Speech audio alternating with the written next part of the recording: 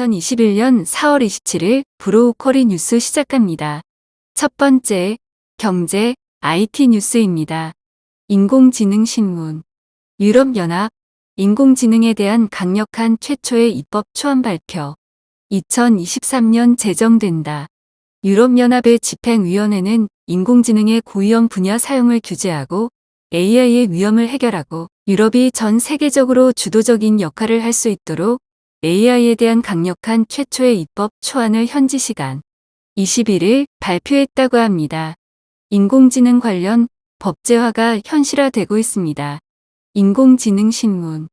현대차그룹 AI 분야 세계적 석학 미국 뉴욕대 조경영 교수 자문위원 영입. 현대차그룹이 머신러닝 및 인공지능 연구 분야의 세계적인 전문가로 손꼽히는 미국 뉴욕대 조경영 교수를 이달 초 자문위원으로 영입하고 협업 중이라고 23일 밝혔습니다. 조 교수는 인공신경망의 문제점을 기존의 방법보다 효율적으로 해결하는 알고리즘을 개발한 바 있습니다. 클라우드 뉴스. 구글 클라우드 코리아 매출 약 600억, 약 130% 성장. 구글 클라우드 코리아가 2020년에 600억에 가까운 매출을 올리고 영업이익은 20억 원을 기록했다는 소식입니다. 2018년 구글 클라우드 코리아 설립 이후 계속해서 성장하는 모습입니다. 국내 클라우드 시장의 사이즈가 커지면서 클라우드 회사의 매출이 올라가는 것은 자연스럽게 느껴지지만 구글 클라우드의 존재감이 국내에서 높아지고 있다고 볼 수 있겠네요. 2대12 서학개미 웃음짓나. 예상치 상해 최고 실적 낸 테슬라. 미국 전기차업체 테슬라가 시장 예상을 웃도는 깜짝 실적을 내놨습니다.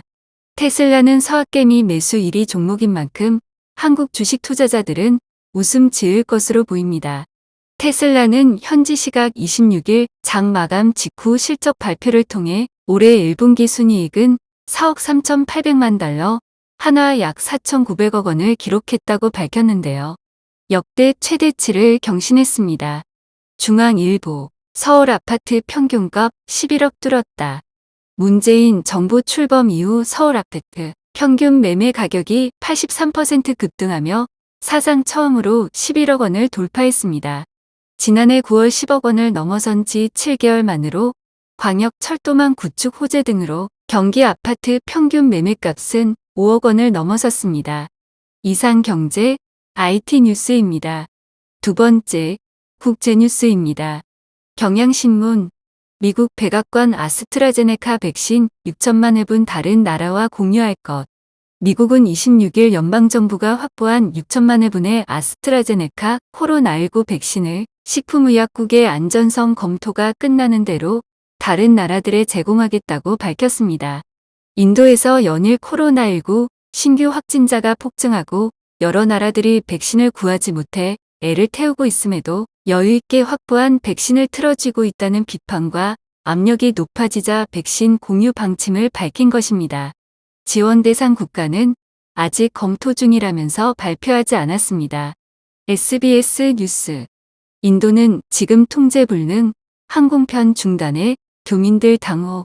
연일 30만 명이 넘는 코로나 확진자가 쏟아지고 있는 인도에 대해 세계 주요국과 WHO가 지원에 나섰습니다.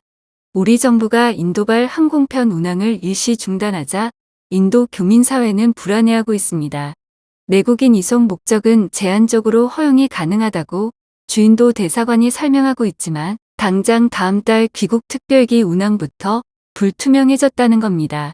현지에서 제대로 된 치료를 받는 것이 사실상 불가능한 상황에서 교민들 주거지 일대에서도 코로나19 감염이 속출하고 있습니다.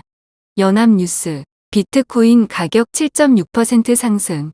도지코인도 7.3% 상승. 대표적 가상화폐인 비트코인의 가격은 지난주 하락세를 보였으나 일요일인 25일 오후 47,000달러 선에서 바닥을 친 뒤 상승 흐름을 타고 있습니다. 경제 매체 CNBC는 지난주 광범위한 매도 추세를 보였던 가상화폐 시장이 회복을 시도하며 이날 비트코인의 가격이 상승했다고 분석했습니다. 이들은 인플레이션이 심화할 경우 가상화폐가 포트폴리오를 다변화하는 자산이 될 수 있다고 판단하고 있다고 CNBC는 진단했습니다. 이상 국제 소식이었습니다. 세 번째, 정치 뉴스입니다. 서울경제 이인영 판문점 선언 3주년 앞두고 남북 소통협력으로 풀어야. 이인영 통일부 장관이 26일 남북관계에 대해 난관과 어려움이 있더라도 소통과 협력으로 풀어야 한다고 강조했습니다. 4.27 판문점 선언 3주년을 하루 앞두고 남북 정상 간 합의 이행 의지를 재확인한 것입니다. KBS 1년 만에 국회 찾은 황교안. 대권은 국민께서 판단할 일. 황 전 대표는 26일 오후 국회 본관 앞을 방문해 코로나19에 따른 소상공인의 손실보상 소급 적용 입법을 요구하며 15일째 천막 농성을 벌이고 있습니다. 국민의힘 최승재 의원을 격려하는 자리에서 대권 도전 계획을 묻는 기자들의 질문에는 제가 판단할 일이 아니다라며 국민께서 판단할 일이다. 국민 뜻을 받들어야 한다. 그때까지 저는 제 책임을 다하겠다고 밝혔습니다. 서울신문, 결국 윤석열 때문? 눈치게임 길어지는 국힘 국당 합당, 국민의힘과 국민의당의 합당 논의가 장기화될 조짐을 보이고 있습니다. 당원 의견 수렴을 한다던 국민의당은 시도당 간담회가 끝난 뒤에도 통합 일정과 관련된 별다른 결론을 내리지 못했습니다. 정치권 안팎 개선 윤 전 총장의 정치 행보가 변수가 될 것이란 분석도 있습니다. 야권 유력 주자가 된 윤 전 총장이 국민의 힘으로 갈지 3지대에서 신세력을 구축할지 알 수 없는 상황입니다.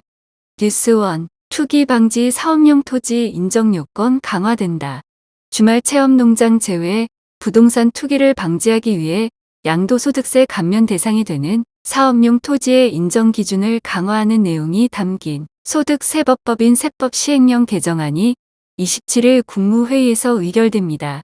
정부는 지난달 말 땅 투기 유인을 원천적으로 차단한다는 방침하에 토지가 공익사업 대상일 경우 사업용으로 간주해 양도세를 중과하지 않았던 기존 제도를 폐지한다고 밝혔었습니다. 이상 정치 뉴스였습니다. 네 번째, 사회 뉴스입니다. 노컷 뉴스. 전국 경찰 소방 등 사회 필수 인력을 대상으로 26일 신종 코로나 바이러스 감염증 백신 예방 접종이 시작된 가운데 2주 전 백신을 맞은 경찰관 1명이 손발 저림 증상 등을 호소하며 병원에 입원한 것으로 확인됐습니다. 2대12 코로나19로 인한 학업 성취도를 비교 분석한 결과 등교 수업이 줄면서 발생한 학습 손실이 가중되면서 중학교에서는 중위권이 줄고 상위권과 하위권이 동시에 늘어나는 학력 양극화 현상을 보인 한편 고등학교에서는 중위권과 상위권이 줄고 하위권이 대폭 늘어난 학력 저하 현상이 나타나고 있습니다. KBS 뉴스. 최근 인터넷 속도 저하 논란의 중심에 선 KT의 이른바 고의성 여부 탓에 통신업계 전반에 대한 국민 불신이 커지면서 자신이 이용하고 있는 인터넷 상품의 속도를 측정해 볼 수 있는 사이트 이용 방법이나 최저속도 보장 제도에 대한 내용이 인터넷상에서 퍼지고 있습니다. 노컷 뉴스. 광주 비엔날레가 코로나19 여파로 개막이 2차례나 연기되는 등 우여곡절 끝에 개막됐지만 홍보 마케팅 부장이 사실상 해고되고 다른 부장급 간부 2명에 대한 징계 절차가 진행되는 등 각종 잡음이 끊이지 않고 있습니다. 지금까지 사회 분야 뉴스였습니다. 행복한 화요일 되세요. 주식회사 브로우커리